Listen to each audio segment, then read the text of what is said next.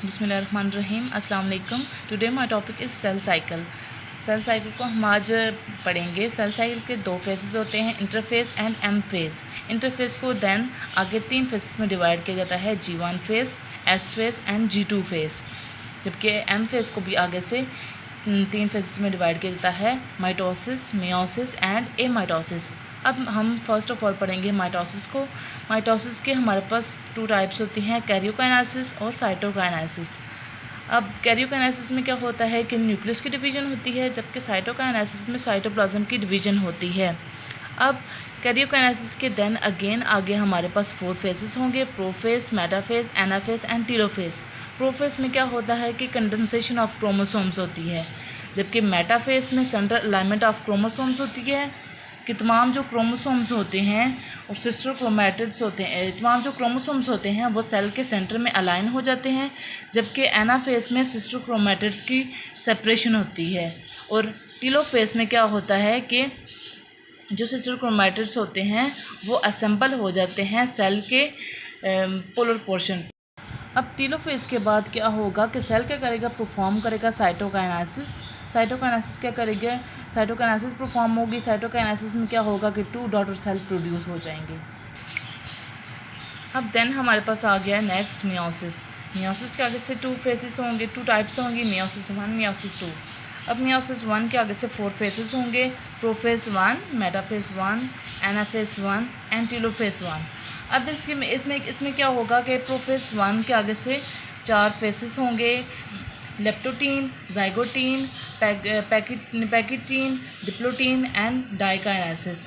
अब लेप्टोटीन में क्या होगा कि इसमें भी कंडेंसेशन ऑफ क्रोमोसोम्स होगी। जाइगोटीन में क्या होगा कि होमोलोगस क्रोमोसोम्स जो होंगे उनकी पेयरिंग हो जाएगी, जबकि आगे से पैकिटीन में क्या होगा कि क्रॉसिंग ओवर होगी। और डिप्लोटीन में क्या होगा कि जो क्रोमोसोम्स होंगे वो सेपरेट हो जाएंगे, कि रिपेलिंग हो जाएगी। अब डाइकाइनेसिस में क्या होगा कि टर्मिनलाइजेशन होगी। अब इसके बाद हमारे पास आ जाता है कि इसका मेटाफेज 2। अब प्रोफेज 1 के तो हम लोगों ने 4 फेजेस पढ़ लिए हैं। इनमें क्या होता है, पहले में कंडेंसेशन होती है, जिसमें जो होमोलोगस क्रोमोसोम्स बन जाते हैं उनकी पेयरिंग होती है। पेयरिंग होने के बाद क्रॉसिंग ओवर हो जाती है। क्रॉसिंग ओवर होने के बाद जो क्रोमोसोम्स होते हैं वो एक दूसरे को रिपेल कर देते हैं, एक दूसरे रिपेलिंग हो जाती है और उसके बाद टर्मिनलाइजेशन हो जाती है। अब इसका नेक्स्ट है कि मेटाफेज 1। मेटाफेज 1 में क्या होता है कि जो भी होमोलोगस क्रोमोसोम्स होते हैं वो पेयर कर जाते हैं, pair at the metaphase plate. उनकी मेटाफेज प्लेट पे उनकी पेयरिंग हो जाती है। अब इसकी अनदर एक और डेफिनेशन है कि मेटाफेज 1 में क्या होता है कि जो भी क्रोमोसोम्स होते हैं वो अलाइन हो जाते हैं सेंटर में। अब एनाफेज 1 में क्या होता है कि एनाफेज 1 में क्रोमोसोम जो होते हैं सेपरेट हो जाते हैं। टीलोफेज में क्या होता है, टीलोफेज 1 में क्या होता है कि जो सेपरेटेड सिस्टर क्रोमैटिड्स थे और क्रोमोसोम्स थे वो क्या होते हैं कि सेल के पोलर पोर्शन पे अटैच हो जाते हैं। दोनों के जैसे हम लोगों ने माइटोसिस पढ़ा है, उसके हम लोगों ने प्रोफेज 1 के फेजेस पढ़े हैं और इसके पढ़े हैं, तो दोनों का फंक्शन तकरीबन सेम ही होता है। तो इसके बाद देन परफॉर्म होगी साइटोकाइनेसिस। साइटोकाइनेसिस में 2 डॉटर सेल्स बनेंगे जो कि हमारे पास हैप्लॉइड होंगे।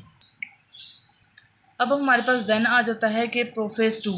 प्रोफेज 2 में आगे से कैरियोकाइनेसिस और साइटोकाइनेसिस के 2 फेजेस होते हैं।